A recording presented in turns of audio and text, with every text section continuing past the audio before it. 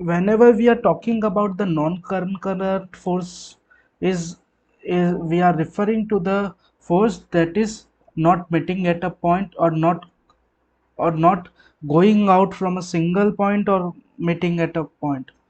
So here we will come to know what when the equilibrium exists of non-concurrent coplanar force system. So when a body is in equilibrium, it has neither translatory nor rotatory motion. ये वास्तविक बात है।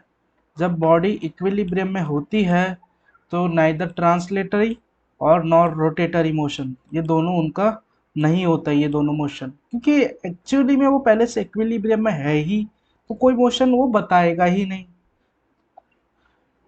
in any direction. Thus the resultant force R and the resultant couple M are both zero. तो स्वाभाविक बात है कि resultant force जो होगा और रिजल्टेंट कपल मूवमेंट जो m होगा वो तो बोथ जीरो ही होंगे ही. We have the equilibrium equation for two-dimensional force system. So from there we consider or we obtain equilibrium equations. So when the body is supposed to be in equilibrium condition, then sigma mx is equals to 0, sigma fy is equals to 0, and the moment is also resultant couple m is also 0. So we will consider sigma m is equals to 0. These requirements are both necessary and sufficient condition of equilibrium. We already have seen that if the body is in equilibrium, then all of the forces are 0, summation of all of the forces are 0, because it neither have translatory and nor rotatory motion. So this condition is supposed to be sufficient and necessary for the equilibrium. And further we are going to define beams and types of support. Whenever we are observing any of the structure, it has particular support. We'll see this in the types of support and what is beam actually. So beam is defined as a linear member supported at one or more than one point and subjected to transverse load.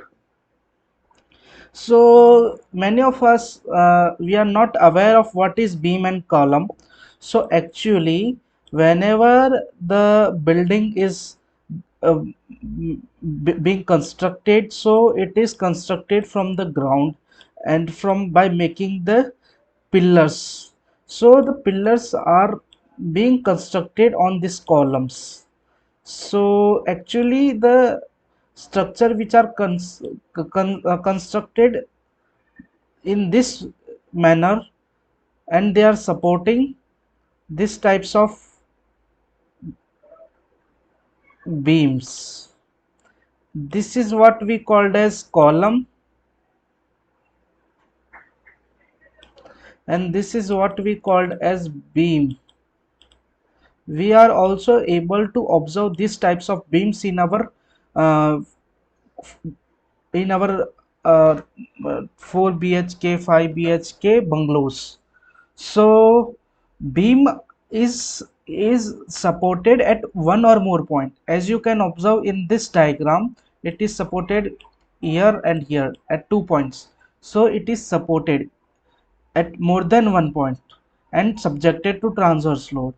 Actually the load which is being taken by this whole building is supposed to be uh, considered at the part of beam itself, and further the load will travel from beam to the column. So generally beam is a linear member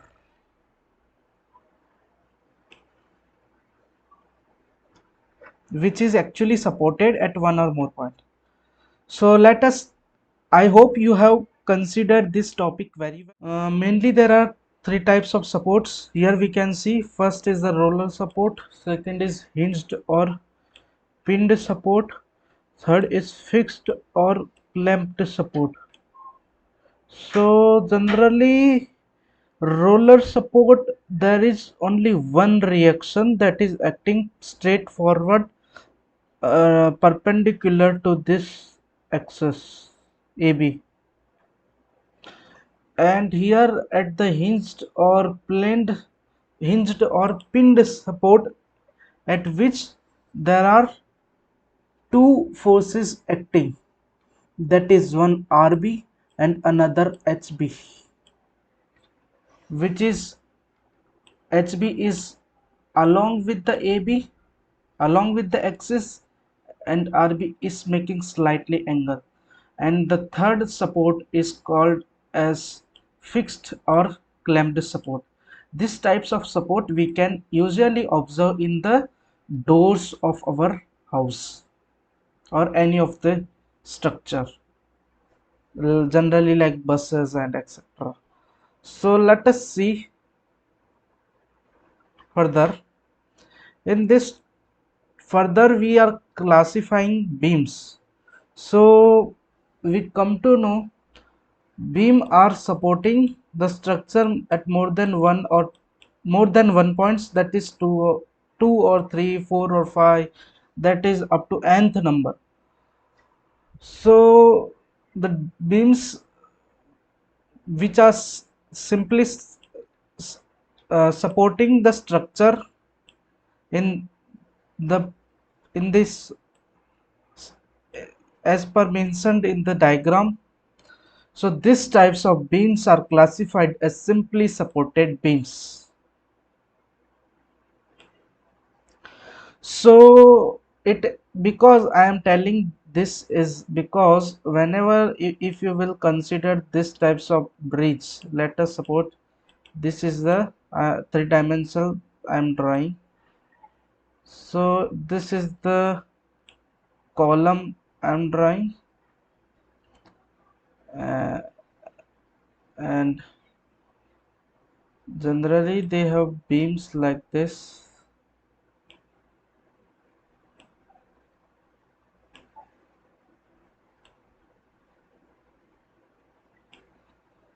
So if you will consider this structure, then we can say this structure is simply supported because it is supported at this and this place. That one type of support you can observe is that hinged or pin support, and the another support is a roller support. This is the roller and this is the hinged or pin support, as you can see this in previous slide. Another type of support is the single side overhanging beam. This support is considered as single side overhanging because the hinged one we can observe, this is the hinged and this is the roller support. Further we can observe that this part is overhanging, that is out of the support. It is from the, it is, it can be observed that this support is out of the uh, beam support. So generally this part is considered as overhanging, so we are considered as single side, that is it is overhanging from single side itself, so single side overhanging beam. Okay, this is as simple as we can understand from the name. The third support is double side overhanging beam, which is similar to the previous one, that we can observe the two sides overhanging part from one and from one this and this. So we can consider double side overhanging beam. And guys, the notable point at here is that one which is fixed or hinged support, you can observe in this hinged or pinned support. Pardon my sentences, that it is hinged or pinned support, and the another is roller support. So if we consider in this, there are three forces acting in this hinged support, there are two, RB and HB, and in this roller 3. So we have the condition here, that is 3 equations of the equilibrium. So we can able to calculate on the basis of this equation, and the 3 unknown force are only calculated by using the 3 condition or 3 equations. So let us see further. This is classified as continuous beam. Continuous beam, in which you can see hinged or pin support, that is here you can see here. If we considered simply this part, then this is simple supported beam. Okay, further we are considering the whole structure, so it is called as double side overhanging beam. Here we can observe there are three, one, two, three pinned or hinged supports, three hinged or pinned supports, and one is the roller support. So actually the continuous beam have have more than 3 numbers of unknown forces. So it is classified into undetermined forces, or like we can say, the forces are not able to calculate by this simple method. We have to go further for this study. This is the fixed beam, as we have discussed in the types of support. These are the fixed supports. So by supporting fixed from two, by supporting fixed at two of the ends, so it is called as fixed beam.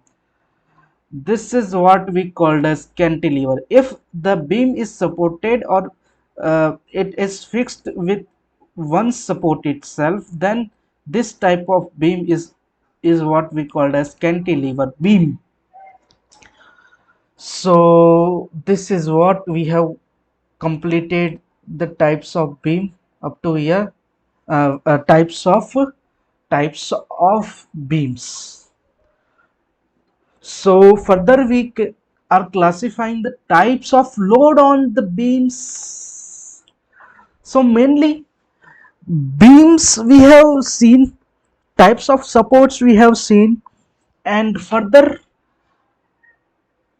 how many loads are there on the beam, whatever we were talking in first three known equation of equilibrium, here will correlate. There are 4 types of loads in general can act on beam. So generally 4 types of loads are there, okay, in general, and which can act on beam. So they are concentrated or point load. So generally if you will consider this is beam, and if one person is standing at this point stationary or still standing, so the force which is exerted by this person on a beam is simply called as point load or concentrated load. This is as simple as to understand. And if we consider the second point, then this is uniformly distributed load. That if we consider this is the beam, sorry, I pardon this diagram, pardon for this diagram. Actually I am not able to cooperate with this mouse, it is very difficult. So if you consider this as a beam, then if the structure which containing a full bucket of, not a full but slightly decreasing in such a manner, and in this we have filled with the sand or something like that material, then this material contains a load which is uniformly, not uniformly, because this is decreasing in a exponential, or we can say in a linear line. This line is decreasing in linear method. So This is considered as uniformly varying, which is the third one. And the another uniformly distributed is the type of load, that is a bucket which is containing full of sand. This is the full of sand and placed onto a beam. So this types of load is called as uniformly distributed load, and in this we can call it as uniformly varying load, as the load is decreasing from top to bottom. The fourth one is non-uniform load or general type of load. You can observe this mainly in the practical life. We can able to see this non-uniform load, that is on the bridge. uh, Many various vehicles which are heavy vehicles, scooters, and many of the vehicles are going on. So that is the best example of non-uniform load or general type of load. Another type of loads on beam are explained into detail, which I have already explained you. You can still uh, pause the video and read the content what it is mentioning.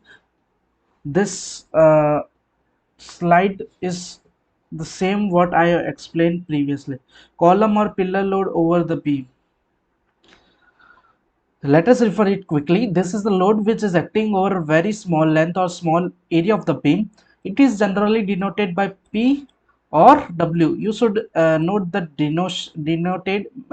denoted symbol P or W, and it is represented by an arrow or shown below.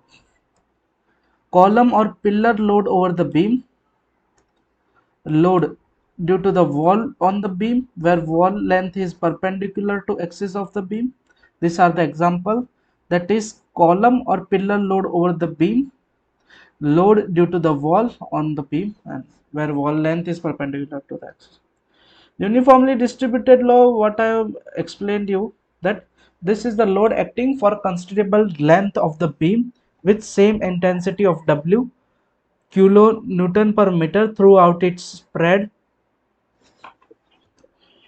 That same example I have given using the full bucket of sand, that is this load acting considerably length of for a considerable length of beam with the same intensity, like for the force or the load will be same at each and every point of W kilonewton per meter throughout its span. So total load is equals to intensity of load into length. Simply we can calculate total load is equals to W into L. Intensity W, small w is intensity of load, and L is length of load. It is assumed that total loads act as at L by 2 from both the ends of the load. Simply loads act at the centroid, so the total load will act at L by 2, that is here, which is mentioned by yellow line. The further uniformly varying load, which I make you understand by that bucket, which is in which the amount of sand is varying from top to bottom. So simply here it is also mentioned, that is it is also called as triangular load. So total area is equals to area of triangular load, that is base 1 by 2 lbh, that is W is equals to total load is equals to 1 by 2 W into L, where W is the height and L is the base length. The total load assumed to to act at L by 2 L by 3 from 0, and load and or L by 3 from other side as shown in the figure. The total load we at acting in this triangular load will be at 2L by 3 from this side, that is from 0, or from L by 3 from this side, that is from the end. This centroid we obtained from the method derived, you can easily able to learn it if you have observed this in previous videos. So further we can say that trapezoidal load, that is, here load intensity varies from W1 kilonewton meter at one end to W2, that is, it is making the trapezoidal shape which is varying W1 from one end to the W2 at another end. So total load can be considered or can be measured by using area of trapezoidal load. So that is 1 by 2 W1 plus W2 into total length. The load which are varying at the endpoints into the total length into 1 by 2. Total load assumed to act at its centroid. This is a centroid, we can say W is equals to the total load which is represented by the capital W. So it can be conventionally divided into rectangular. So for further deriving the centroid at which the total load is acting, so we can divide conventionally divide into the rectangle and triangle load. Why? Because to find the total load, the centroid of total load, or at the point where the total load is acting. So here one we can observe that this is simply a triangle and this is simply a rectangle which is making here. So here we can come to know the centroid, or we can actually able to find out the total load acting on a beam or etc. If you are getting this types of problem in the exam, then you can simply solve it out by the method of trapezoidal. We'll also solving this numericals in the further videos. The another fourth is general type of load, that is the best example of traffic on the bridge etc. This type of load, intensity of load is varying non-uniformly as shown in above figure.